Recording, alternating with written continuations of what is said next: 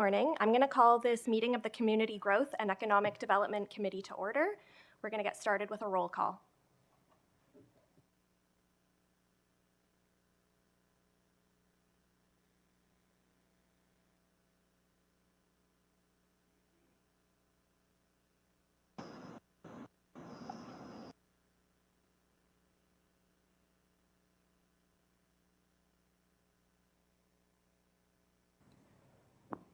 And we do have quorum. I'm going to look for a motion to appoint a chair for the meeting today. You can put in your request to speak, Councillor Shahid. Sorry. Through you, Madam Chair, is it possible that we could delay this motion until the chair is back next month?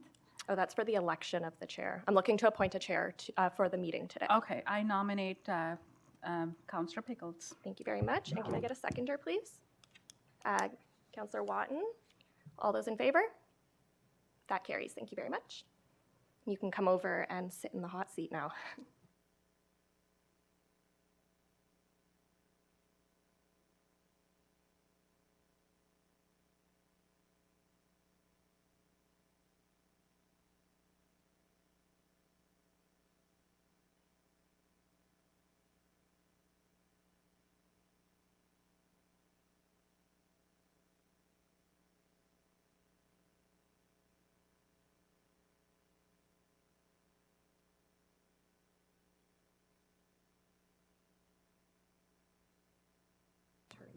Okay, well, thank you. So welcome to the, I'm going to get this right, the Community Growth and Economic Development Committee meeting. And Brian tells me that if you call it the planning meeting, there's a swear jar and you have to put a loonie in it. And we'd like to welcome Councillor Wu, who is joining our committee. And Happy New Year to everyone. So the first item we have, and this is the adoption of the minutes, and this is actually the correct title. Oh, so gotcha. Any declarations first? Being no declarations. So we got the adoption of the minutes, and they are, pardon? I thought we were postponing that. Yes, we'll have to do a motion. Okay, so we have on the agenda the election of the vice chair for this committee, but we're looking for a deferral on that as the chair is not here today. So moved by Councillor Shahid and seconded by Councillor Wooden. Just for today. So the actual election for the vice chair is going to be postponed to our next meeting. That's what this motion would be, that deferral. Any comments or questions on the motion? Being none, those in favor of the deferral? That's carried. Thank you.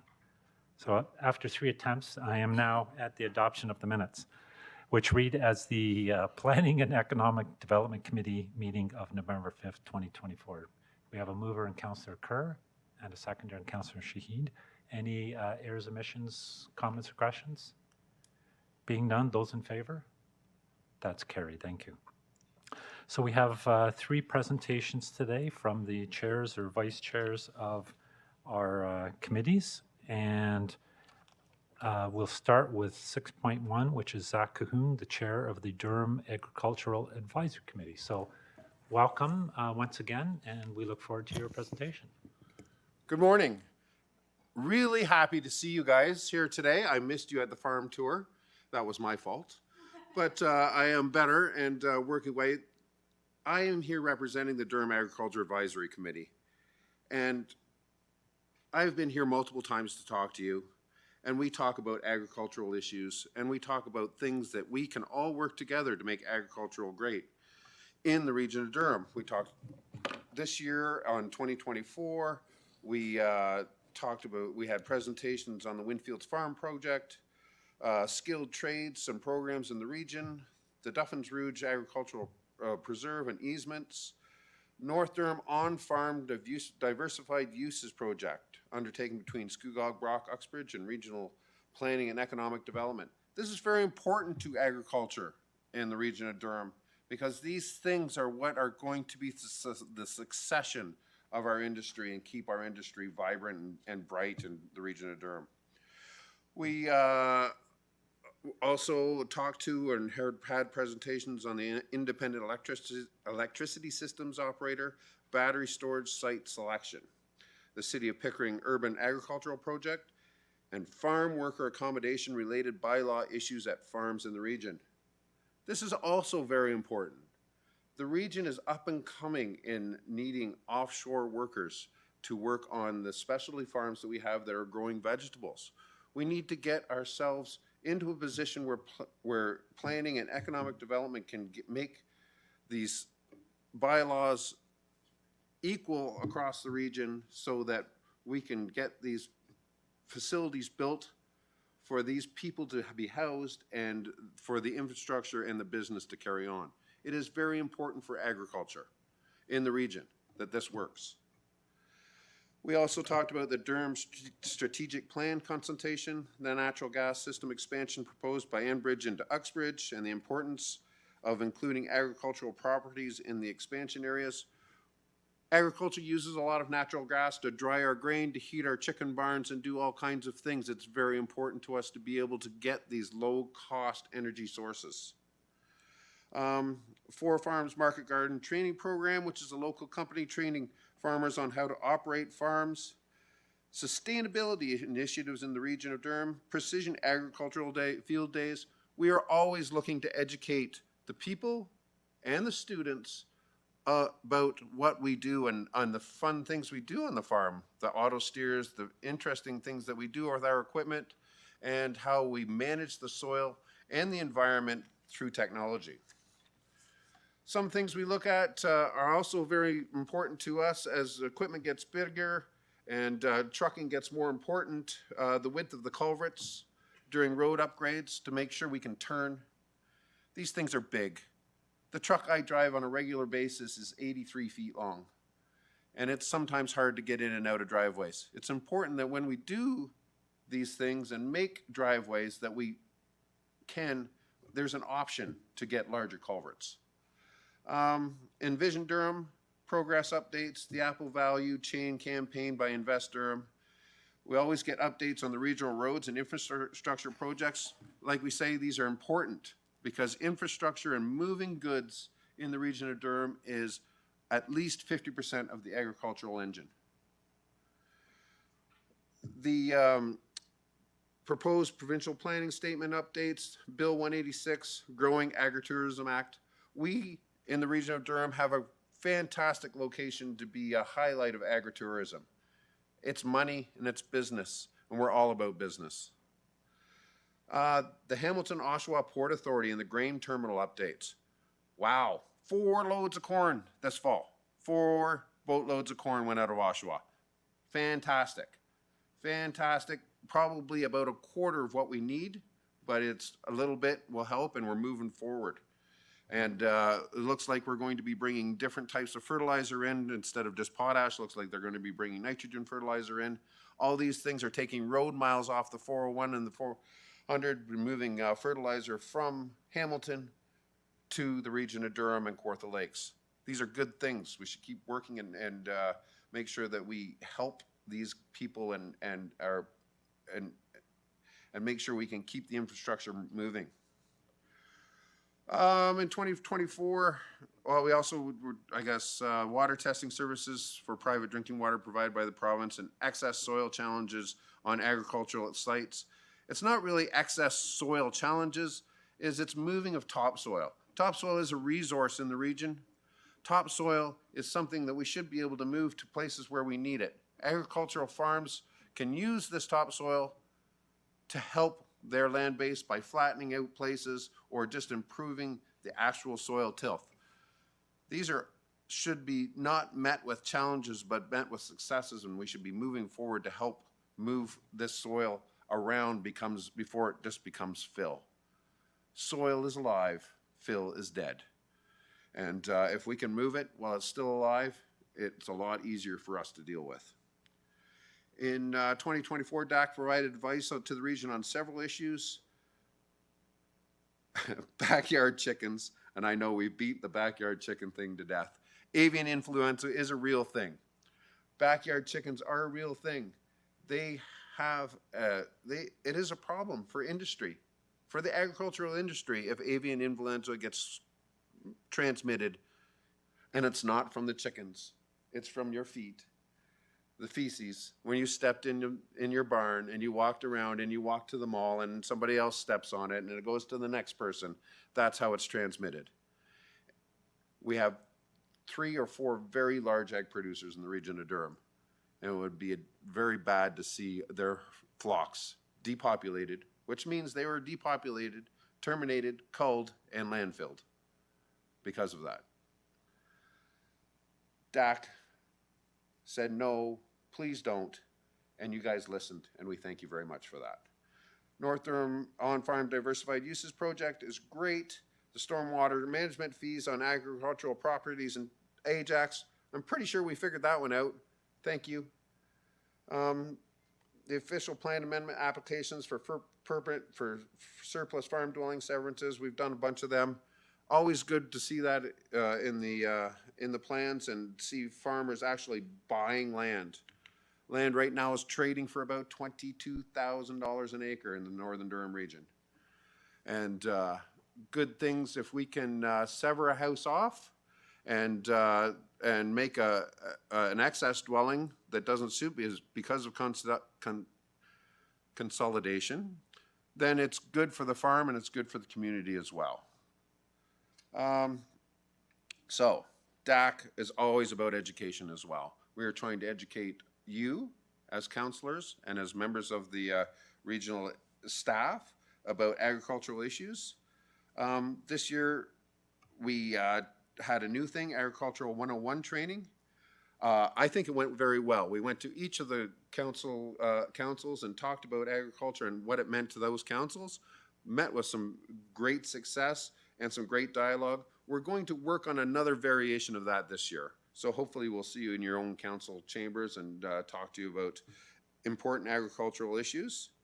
And the farm tour this year was supposed to be held at my farm, and I'm very upset that I had a heart attack and I couldn't be there. And that's what happened. I had a heart attack, I had a triple bypass, and as true to form of all farmers in the region of Durham, we pivoted instantly and we made the farm tour a success at a different location. I cannot thank enough for the people that are on the DAC committee and the people that work here at the region for being able to make that happen, and we could still continue on.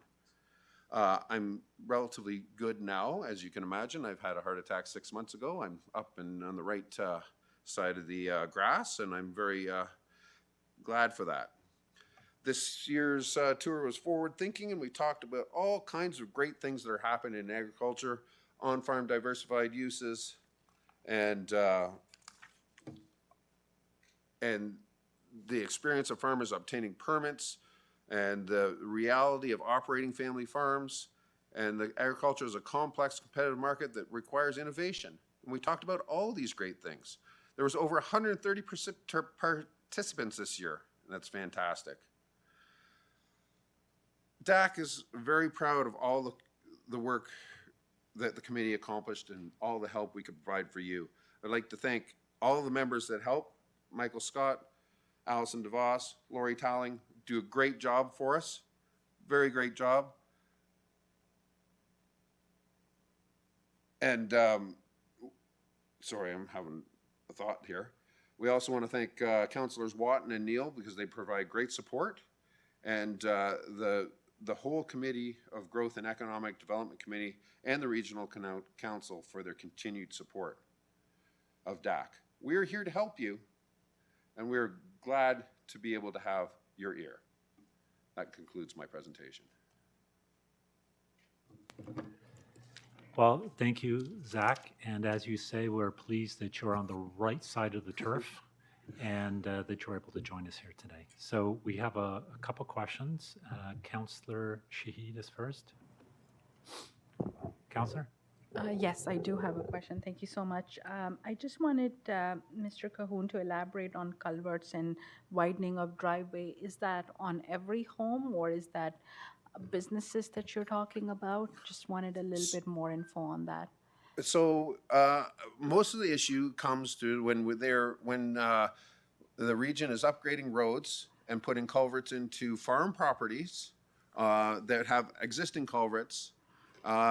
We would like to be, the farmers need to be informed or like to know so that we can ask for a larger culvert to be put in, or if we need one. There are some locations that turning trucks in are hard. And the trucks are bigger now, and the combines and the tractors are bigger, and a 20-foot culvert does not cut it, especially on a narrow, a narrow road. Regional roads are usually fairly wide, but a big culvert makes it really easy. And it's not every driveway that's going to need that culvert, but there is some driveways. And when you are upgrading your ditches and doing your ditches and upgrading the culverts, consultation would be fantastic. Thank you so much. And I would just leave that with the committee members to champion it. But if you need a motion here, Chair, I would just leave it up to you, but keep it as a friendly as a reminder for region when they're putting culverts. My next and last question is about topsoil. Can you elaborate a little bit on that, please? So as topsoil requires, in the region here, we've had some bad press about moving fill and topsoil around, and it's a bad deal. Honestly, there's some things that happened that shouldn't have happened and did happen, and now as an agricultural professional and farmers take a little bit of heat for that. Topsoil should be able to be moved fairly easily without an onerous permitting process. Fill, yes, I understand, is different, but topsoil is different than fill. When we look at stripping a piece of property to build homes, they strip 80 to 90% of the topsoil. And usually it's fairly good farm topsoil. It can be moved to a location inside the region of Durham and used instead of being stored or left. And once it gets into a pile, it becomes less viable as a soil amendment. There's lots of things that farmers can do with that topsoil. A lot of it comes down to how the permitting process, the ability to, the permit costs, the permitting process, and the ability to move that stuff in the region of Durham. Thank you And so much. that makes, it's just red tape and it makes it hard so nobody does it. It should be easier, is what I'm asking. Thank you. I would again leave that to committee members to champion that, but I hear you loud and clear. Through you, Chair, just a little bit of indulgence. I wish you the best of health. We need people like you more so now than ever. Thank you so much. Thank you. Thank you, Councillor. And your question about culverts, I'll ask staff to consider that and follow up with you as to what's appropriate. We have another question from Councillor Carr. Thank you, Chair. As usual, Zach, very clear presentation. I only have one disclarity. When you say auto steer, I take it you're not talking about a new kind of bovine animal. Is that No, correct? no, that's actually just a GPS controlled steering system. So I have had auto steer in both of my tractors for probably 15 years now. So it is, the return on investment in an auto steer system is approximately 2 years. Less fuel, and we use it for cultivating and planting. There's different grades of it for different accuracies. I have one tractor that will repeatedly drive down a 1/4-inch line. Wow. Yeah, and we plant with that, and then the next year we'll move that line over 6 inches and plant right down in between the rows that we planted last year. So can you pre-program, like plot out a field and put in a program that shows you or puts you on auto to cultivate in the most efficient Yep. manner? Wow. Yeah, you can. It depends on. So farmers are interesting people, right? And most of us are older and not really as computer savvy as the next generation coming up, and so probably don't use the GPS and the auto steer to its maximum potential. Yes, I work at it. I drive around the outside of my field, and it will calculate, and it will do the math and calculate the runs to make it as efficient as possible. Yes. Wow. It doesn't think about how we load trucks or things like that, so I usually override it. And because there is a lot of efficiency in where you can make landing areas to load trucks and not just have rows parallel across the field willy-nilly at the longest stretch. There's lots of interesting things like that. It does allow us to monitor yields, which is fantastic.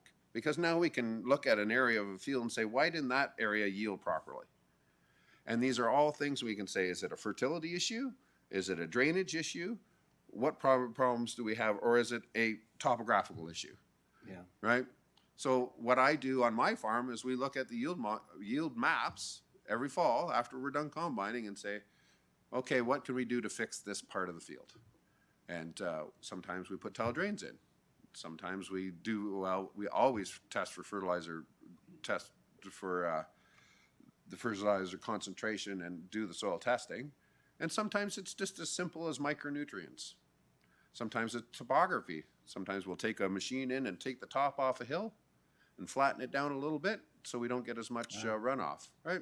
Yeah. Little things that I do. Isn't technology wonderful? It is wonderful. So one last question through you, Mr. Chair, is simply how wide is optimal for culverts, just for my edification? Oh, 30 feet for a tractor trailer. 30 feet would be the minimum for most driveways off a wide road. And so I mean a full regional road with a full shoulder. So that could be a standard, perhaps, 30 feet? Yeah, I would think that would be pretty close. Yeah, 30 Okay. feet. Anywhere where we need a tight road, so a road where you can't get over into the other lane, it would have to be 40 feet. 40 feet? Yeah. Okay.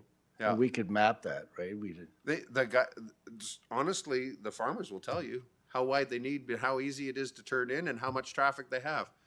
I live on Simcoe Street, north of Seagrave. And sometimes I sit on the road with my truck for 10 minutes because that culvert's narrow. And I have to wait for the traffic to stop so I can swing out onto the other shoulder to get in. Okay. In fact, I will go around the block and come the other direction sometimes so I can get in. All right. Yeah, Thank you. yeah. All right. Thank you, Mr. Chair. Thank you. Councillor Wu. And good morning, and I can say I'm honored or pleased to be joining this reconstituted Community Growth and Economic Development Committee. And good morning, Zach, and you're looking good. Yeah, thank you. My question, and one of the ones that you did bring up, farmer work accommodation related bylaw issues and farms in the region, and we're dealing with that right now in Clarington. Yep. You may have spoken to one of our longtime agricultural business persons or farmers, Yeah. Gerald Stevens. Yes. And we had a meeting with the, when I say we, the Durham Agriculture Growers Association, about the migrant workers. We had staff there, our director of planning, our fire chief, and our chief building officer. Yep. Is that happening throughout the region? Because there's issues there about, obviously, safety is number one in those accommodations. Safety is exactly, and we're not looking to degrade safety or anything at all. We just want to make I think what they need is a standard set of rules. Okay, this is the migrant housing rules. This is what you need. It doesn't matter if I'm in Clarington or Scugog or Brock or Whitby or Ajax. This is what you need to provide. And the building departments should all stand up and say together, okay, we all agree with this. This is a standard set of rules. And then when a farmer goes to apply for building migrant housing, he has a list that he can follow and conform. Because I don't think there's just so many issues that we keep hearing. Well, this building has to be 3 feet from this building, or this building has to be 5 feet. Like, where's the consistency in it? This is what is. This is where we're having problems. This is the problems I hear. Right. Well, there's something certainly from the region that we can do because part and parcel of that safety, providing, potable water. Yep. Most of it is septic Yeah. as opposed to you're not going to Farmers have. they're not afraid of doing the work and making the investment. That's not the problem. They just don't want to build something and then get told a year later that it's no good, that they have to change it. That's not what they want to hear. Yeah. I will build what I need to build, and I will build it as safely and as efficiently as the rules say. So, because these people are working for me, I don't want them to be sick, and I don't want them to be uncomfortable either. They are there to work, and I want to make sure that everything is as efficient as possible. Right. No, appreciate that, and I think we're trying to work together to find a solution or resolution because, again, pretty soon the migrant workers will be starting to come back, Yes, and it's a lot easier now while the accommodations are vacant. yes, for sure. The other one, and again, you mentioned about in the northern areas where agricultural land, 22,000 an acre. Yeah, Down along the lakeshore, it's a little bit more than that. I would imagine, yes. And one of the issues that we're looking at in the work plan is protecting, preserving agricultural land as a first priority. How do you do that when developers are trying? I don't know how many times I get asked this, Yeah. and you know what? I got to tell you, when agriculture is productive and profitable, you have no problems protecting it. So how do we make agricultural profitable? We reduce red tape. We create markets.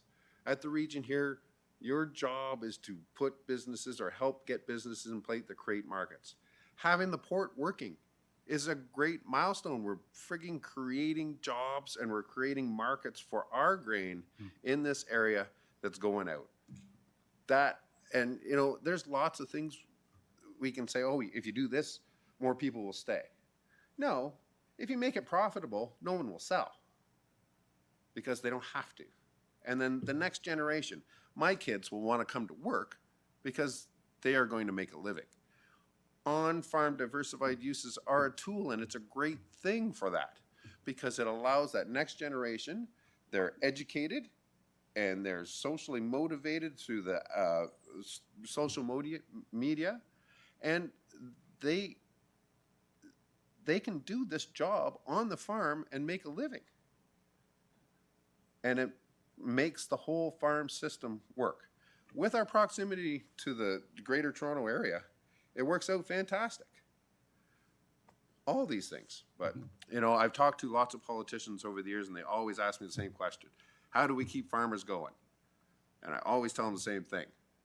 Figure out ways to make it profitable. Well, and I appreciate that because I won't name the names, but you probably know who they are. And they value the land that we do have, the grade A land that we have Yep. in Clarington between Bonneville and Newcastle. Yep. And looking at ways and obviously putting it in the green belt is not the solution. They're looking at land trust. Have you ever? Yeah, I can't comment too much on land trusts. Personally, we looked at stuff like that. We walked away from it.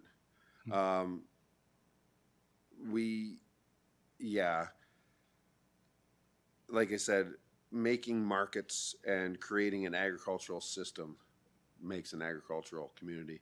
So the region of Durham is fantastic. We have hills, we have rocks, we have creeks and rivers, but we hardly ever have a crop failure. Hardly ever. We are right in the middle between the equator and the North Pole, and we always get a crop. Maybe not the best crop, but not the worst crop either. And it's a great place to be a farmer. And my last question would be, and I don't know about yourself, if you went to Guelph, a lot of people went to Guelph or Kemptville. Have you ever thought that here, right in Durham region, we should have a school of agriculture? So, yes, a school of agriculture is fantastic things. I did go to Guelph. I didn't graduate, actually.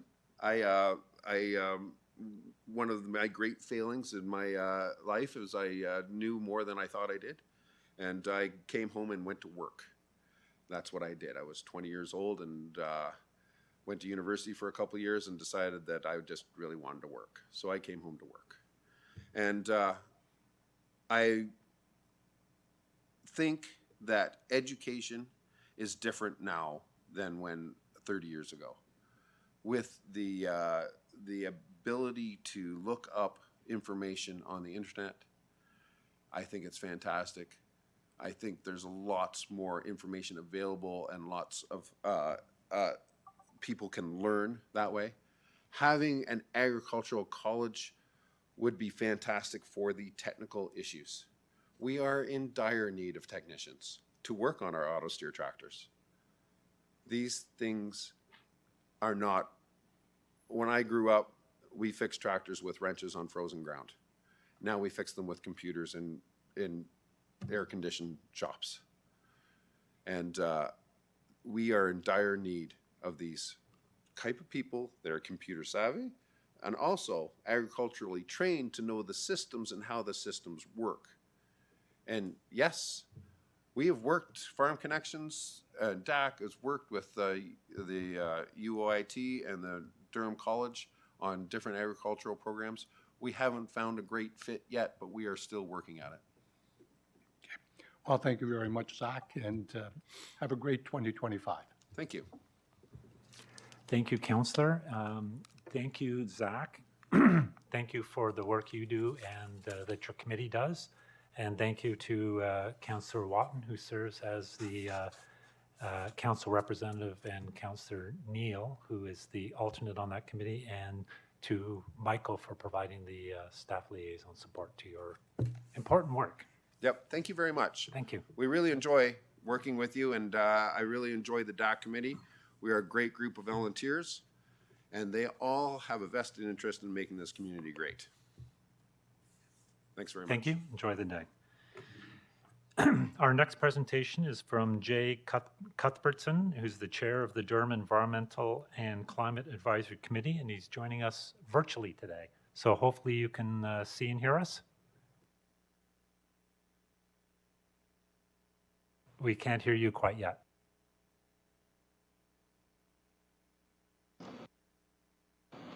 How about now? Yes, we. Okay, great. Thank you very much. Good morning, Councillor Pickles, councillors and staff. Jay Cuthbertson here. I am the chair of DCAC, and very grateful to have this opportunity to speak with you all today. I will give you an overview of our 2024 annual report and the 2025 work plan. So through 2024, we received presentations on a number of different topics, including the Ontario Provincial Climate Change Impact Assessment, assessing lands for conservation status through the Municipal Protected Areas Project, the Durham Climate Dashboard, the update on the Curtis District Energy Systems Project, Durham Region Strategic Plan consultations, 2024 Annual Climate Change Progress Report, the Durham Food Systems Report Card, leveling the playing field for energy choices in Ontario, sustainable build form, and impacts of road salt on the environment and infrastructure and regional salt management practices.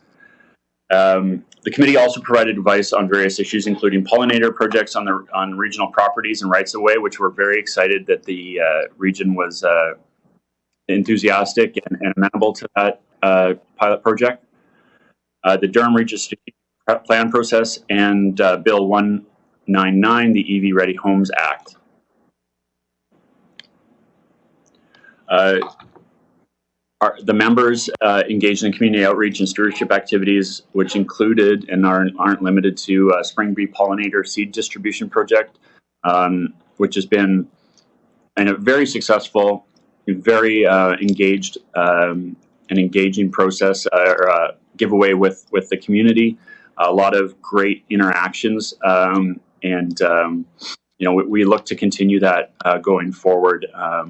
It's the third year for this project, so I think this year we connected with over 2,400 residents across all 8 municipalities, and I look forward to filling envelopes full of wildflower seeds in the not too distant future.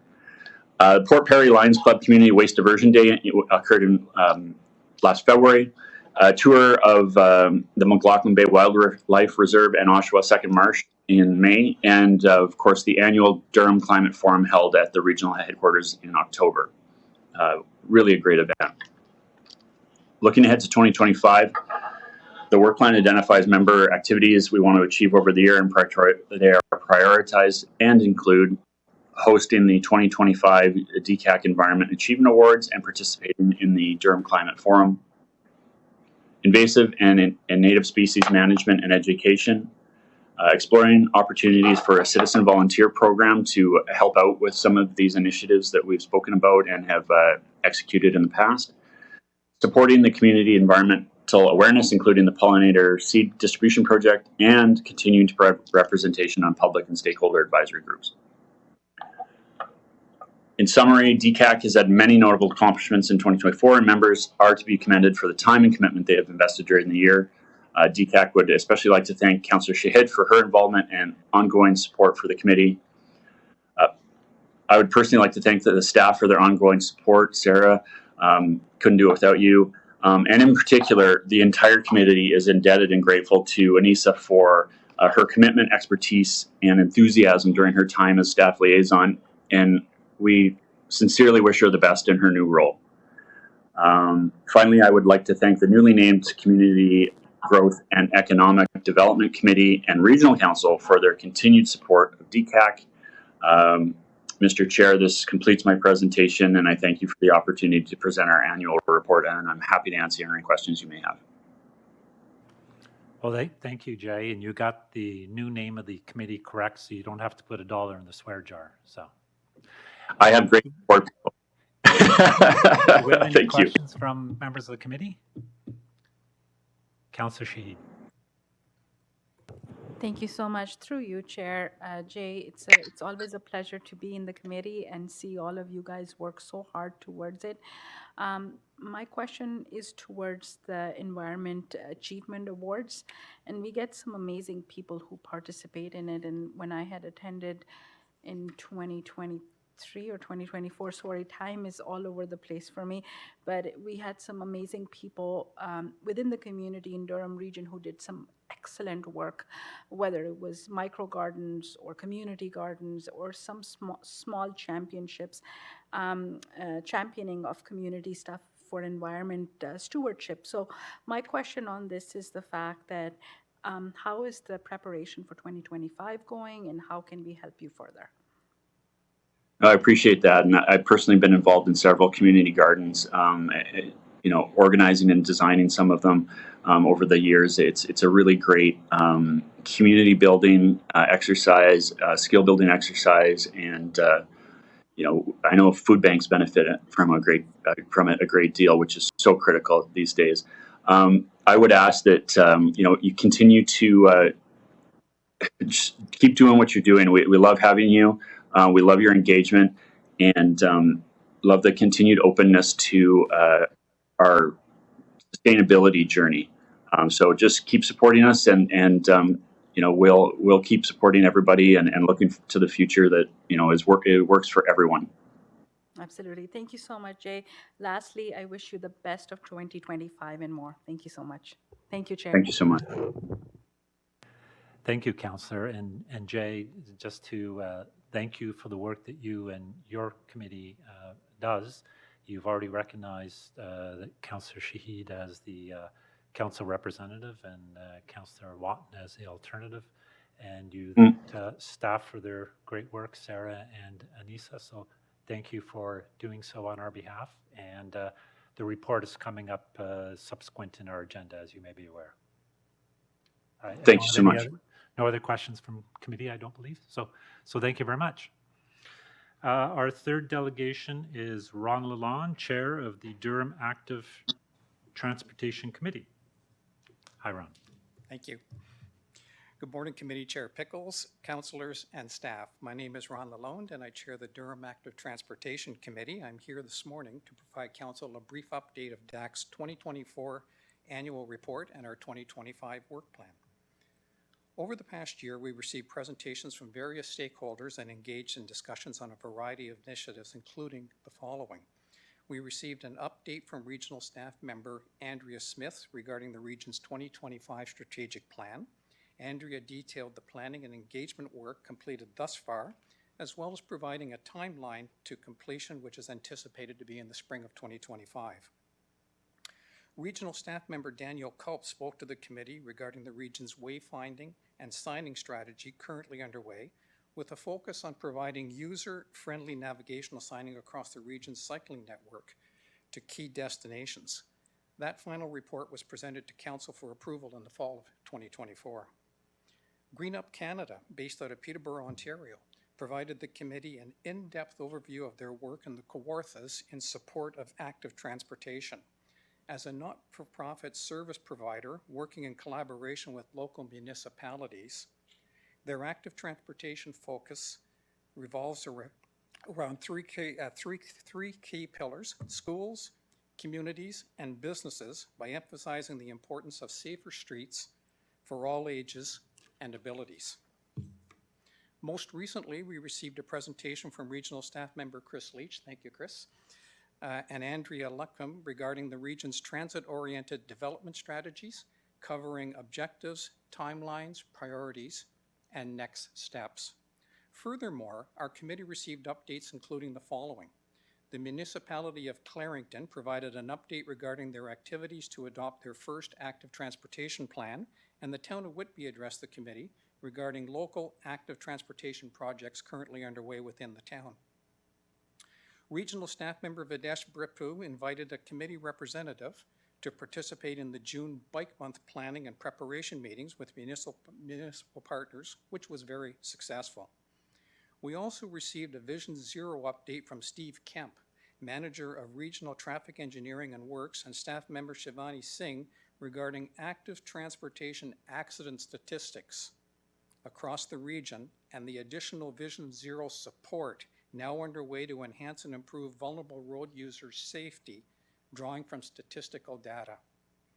In addition to this, our committee assisted staff and stakeholders with repair initiatives regarding the North Durham Rail Trail corridor, which forms part of the Trans-Canada Trail Network from Uxbridge across to Simcoe Street and beyond. I'm pleased to report significant progress has been made over the last year to restore this excellent active transportation trail corridor. Lastly, our committee assisted regional staff with the bike-friendly regional bronze application, which was submitted in the fall of 2024 to Ontario-based Share the Road for consideration. Moving forward, our work plan for 2025 identifies activities our members want to achieve over the course of the year. Some work plans include the following attributes. Under active transportation and education, supporting next steps initiatives now underway within Vision Zero, and continuing to provide input on the region's active and sustainable school travel program. Regarding infrastructure, providing advice on active transportation, including advancing construction in support of the region's 2021 cycling plan, supporting the regional trail network, which includes the North Durham Rail Trail, and advancing provincial standardized cycle route signage across completed sections of the regional cycling road plan network. Regarding communication and advocacy, ensuring a consistent and open channel for active transportation communique amongst municipalities and other partners, and encouraging participation to attend our meetings with updates. In summary, in closing, our DAC members had a very productive year and look forward to continuing our work into 2025. On behalf of the entire committee, DAC would like to thank Councillor Kerr and Councillor Shahid for their involvement and ongoing support over the committee for the past year. I would personally like to thank staff for their ongoing support, and particularly Anthony Caruso as our staff liaison and committee clerk Veronica Walker, who assisted with the effective running of the meetings in accordance with regional protocols. Finally, I would like to thank the Community Growth and Economic Development Committee and Regional Council for their continued support of the Durham Active Transportation Committee. Mr. Chair, this completes my presentation. Thank you for the opportunity to present our annual report. Well, thank you, Ron, for your presentation, and thank you on our behalf, to all members of the committee who do this work. And thank you for calling out our councillors who are representatives on there and our staff who work very closely with you. So thank you very much. We do have a couple questions from members of the committee, starting with Councillor Shahid. Chair, can I go after Councillor Kerr, as he is first? That's okay. All right, that's awesome. I don't have any questions. I just want to say it's a pleasure to shadow Councillor Kerr in the committee and learn from him. He's a wealth of knowledge in active transportation. I listen and learn quite a bit, and I want to thank the committee members of all the work that is being done. This committee particularly is so knowledgeable that I just sit and absorb whenever I'm there shadowing Councillor Kerr. Thank you so much. So Councillor Wealth of Knowledge Kerr, you're next. Well, I would like to thank Councillor Shahid for filling in for me when I had the opportunity to take my son to China in October, and I had to miss our meeting. Normally, the council representative has some questions for the chair, but I don't, because our chair does an exceptional job in the role. He's very conscientious. We've had some dealings with some trail matters and some active transportation matters in Oshawa. And he and a committee member went out, took pictures, extensive pictures, and provided me with a visual argument, if you will, to present to city staff and get some different things done. So hats off to you, Ron. You do an outstanding job. Thank you very much. Thank you. Thank you, Chair. Thank you, Councillor. We have Councillor Wu. Yes, and through the chair, and thank you very much, Ron, for your presentation. And if I could, if you could introduce your partner with you. Oh, Sitting me. Anthony Caruso is our staff member, Okay, working in planning and development with Chris Leach. okay, excellent. It's always good to recognize those, and you did a good job of recognizing council members and staff. Now, you mentioned something about bronze level, bike-friendly, and the bronze status. Like, is there another level? Silver or gold, and what's it take to achieve if we wanted to shoot for the stars and go for gold? Gold is a big stretch. So the program is administered by Share the Road Bike-Friendly Communities for Ontario. And it's a tiered program, bronze, silver, gold, and platinum. I believe there's only 2 communities in the province of Ontario that are platinum and probably 4 or 5 that are gold. The bulk of the communities are bronze. So it's an extensive application. Anthony worked through that application extensively, 30 pages perhaps, or more, detailing different requirements than necessary for check boxes. And then after the application is submitted, external reviewers come in and look at the application to see whether or not, yes, you said you're doing this, you said you're doing that. That said, the application is in the process, and no timeline yet, Anthony, on to spring of 2025. Perhaps we'll hear something on the application. First applications are tough, not always successful. And with the region's application, it's the first applicant in Ontario from a regional municipality. Usually it's a lower tier municipality that has applied. Oshawa has bronze status. Whitby has bronze status. Ajax has silver status. The region is applying. Okay, well, I certainly want to be optimistic that the region will get the bronze level status, and congratulations for all the work. Thank you. Thank you. Thank you, Councillor. Thank you again, Ron. And that concludes our delegations from the committee chairs today.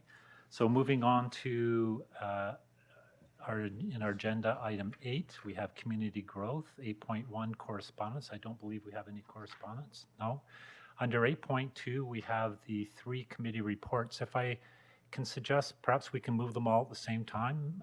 So Councillor Shahid and Councillor Kerr, these reports deal with the to receive the advisory committee's annual report, to approve their 2025 work plans, and to distribute the reports to the various committees and their various stakeholder groups. Does anyone wish to speak to those 3 reports? Oh, Councillor Sheed. Thank you. Through you, Chair Pickles, I basically don't have any questions, but I just want to say that at the start of 2025, now that I've worked 2 years as a regional councillor, I would really, really want to say and express my gratitude towards our staff. I've worked with tremendous staff who have put everything on deck and worked for our residents, for ourselves. Every question is answered, and we have some Class A superstars working for us, so I thank all of them. And through you, Commissioner, I could tell you, you have a Class A team, so thank you so much. I've learned so much in the past 2 years from them that we should be very proud of what we have in our towns and in our region. And to the committee members, the chairs I have worked with and I've not worked with, I know that we are in good hands when we are directing our municipalities, and we have some good things to celebrate, absolutely. Thank you so much, Chair, for that indulgence. Thank you, Councillor. I don't have any other members of the committee seeking to speak on this item, so I'll call the vote. Those in favor? That's carried. Thank you very much. That moves us on to 9 on our agenda, which is economic development. I don't believe under 9.1 that we have any correspondence. That's correct. We have 2 reports. The first report being report number 2025 EDT1, which is the 2024 North Durham Building Business Forum. The report is to be received for information. Commissioner, did you wish to speak to it? Does anyone need to comment? None? Are you moving it, Councillor? Moved by Councillor Watton, seconded by Councillor Wu. Any comments or questions on the report? I'll call the question. Those in favor? That's carried. Thank you. Our second report under B is report number 2025 EDT2, which is Gather at the Farm 2024 Egg Food Marketing Campaign, which is also to be received for information. Commissioner, any comments or? No specific comments. I should have in the first one and with this one, both tremendous initiatives. And again, following up on Councillor Shahid's comments, congratulations to staff that were directly involved in those things, but they are tremendous initiatives. Thank you, Commissioner. Did I grab a mover and second already? Mover, Councillor Watton. Seconder, Councillor Shahid. Any comments or questions from committee? Councillor Wu, let me recognize you here. Oh, sorry, I have Councillor Watton first on the list. Oh. Thank you, Okay. Chair Pickles. Just a quick question. Given all the achieved results through the campaign, when we follow through and the Gather campaign with the, I guess with the scan the QR code, resulted in 173 contest entries. Is that considered great, good, or we need to even extend our campaign? Just curious. I know it's basically a new campaign. When I read it, I was most impressed, but just curious on the general feedback on that. Direct it to staff. Well, thank you for that question. So I will I thought start with you might Simon, send and it to perhaps it'll go Simon. to Jackie ultimately. Yeah, no, that is a very good question. I will pass it on to Ms. Severs, who led that part of the It's a campaign. hot potato. Oh, sorry. Thank you. Through the chair. Yes, we have added the contest this year to this campaign. This is our second year of this type of campaign specifically. We do consider it a success because while we go, if you think of it like a funnel, so we start with millions of impressions through both our own channels and our partners' channels.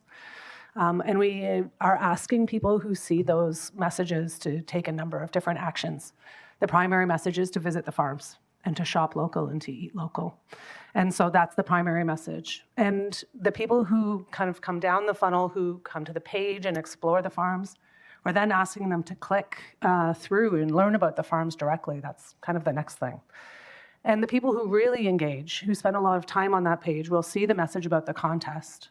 And they have to physically learn about the contest from that webpage and then go to the farm and find the QR code at the store checkout and remember to scan it. So yes, we think that that's a good number of scans at the checkouts, at the farms. And, we always want to grow it, and we can see growing it in future years.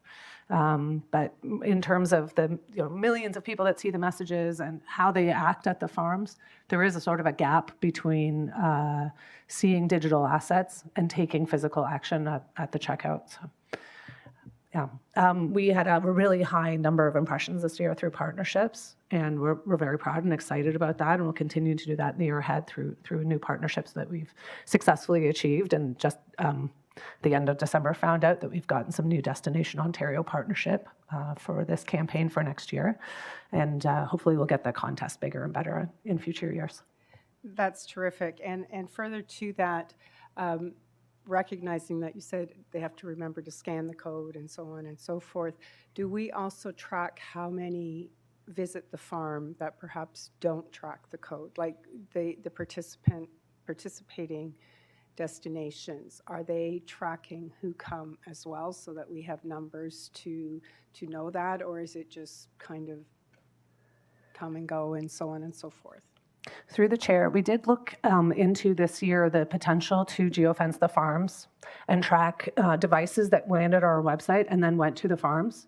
The cost of doing that is quite prohibitive. Would require at least a doubling of our budget for this campaign, probably more. And so what we assessed against sort of weighed is the importance of that versus the true volume of getting our messages to a wider audience. And so we did take a different approach and approach to get our messages to a wider audience. And so if you look at the types of impressions that partnerships with Destination Ontario and the Culinary Tourism Alliance achieve, the tens of thousands into the millions of impressions their Meta and blog post campaigns received, we see that as a very high value in terms of building awareness of Durham Region as a destination for farm and agritourism activities. Thank you. And just one further question, and I'm not trying to undermine or diminish all the work or anything, but I'm more of a how many people did we really get type person. So the people that participate in it, are they happy with the results? Through the chair, we have anecdotal feedback that's positive. We continue to work closely with Durham Farm Fresh and continue to promote the farms. And, it's part of our sort of ongoing engagement with Durham Farm Fresh. And anecdotally, we've had positive feedback on the campaign. That's terrific. And truthfully, I think it's a great campaign. Don't get me wrong. I just, that's how my brain works. And I do think that anything that puts us out there in a favorable impression is a fantastic thing. So as I said, just more curious about the other pockets of it. Thank you. Thank you, Mr. Chair. Thank you. Councillor Wu.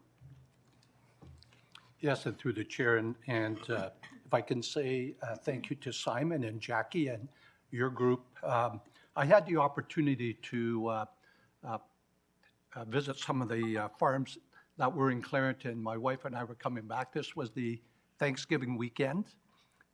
Beautiful day. We dropped into Knox's, Pingles, Maple Grove. Didn't cover Watson's, but the amount of cars that were there and the amount of people that had attended. Is there a way of capturing where people are coming from? I could only assume a lot of the ones that did come out, being the Thanksgiving weekend, beautiful day, that they were not from Durham Region, and certainly the ones that were in Clarington, like I mentioned, Knox, Pingles, Maple Grove, and Watson's. A lot of them were not probably from even Clarington. Is there a way of tracking that? That would have to be done at, I guess, the source. Through the chair, yes, there are ways of tracking that. There's a few different methods. One is to ask people at the checkout for their postal code, and you would maybe ask that at larger retailers from time to time. that does rely a little bit on farms to do some extra work for us or to share that information with us. And so that's one way. You can also essentially send staff to go and ask people and sort of do a survey in person. That's sort of the untechnical way. The other way would be to put in a geofence, which is essentially a digital pylon that surrounds a farm area, and you can track mobile devices coming in and out of the area and track where they're coming from.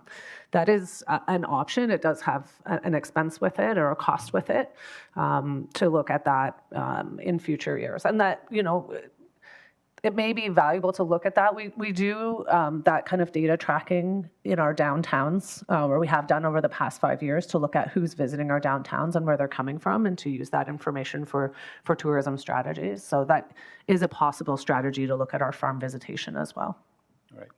Well, thank you for that. And I can add to that as a follow-up. I mean, again, I can't say enough how well it was attended, because when you're driving around trying to find a parking spot, it gives you a rough idea.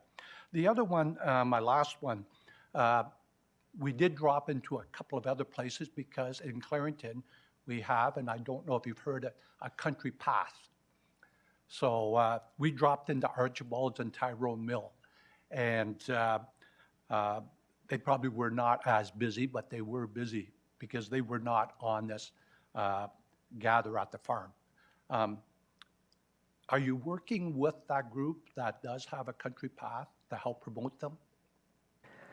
Yes, through the chair, we do work with the group on the country path. There's a number of rural routes in Durham Region, both in North Durham Region and in Clarington as well.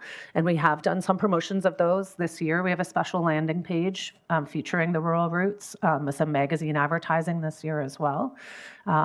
We haven't completed that. There's still more to come with promoting those rural destinations and routes as well. Okay, thank you very much, and thank you for all you do. Thank you, Councillor. I don't see any other committee members, so we'll call the question. Those in favor? That's carried. Thank you very much. I just want to say, Mr. Commissioner, we've had 5 reports here today that we've dealt with this morning. I just want to recognize that that does take an immense amount of work by your staff and by our volunteers, so I'd like to thank them all for the work that they put into this. Item 10 is the advisory committee resolutions. I don't believe we have any. Item 11, confidential matters. I'm not aware of any. Other business? I don't see any other business coming forward.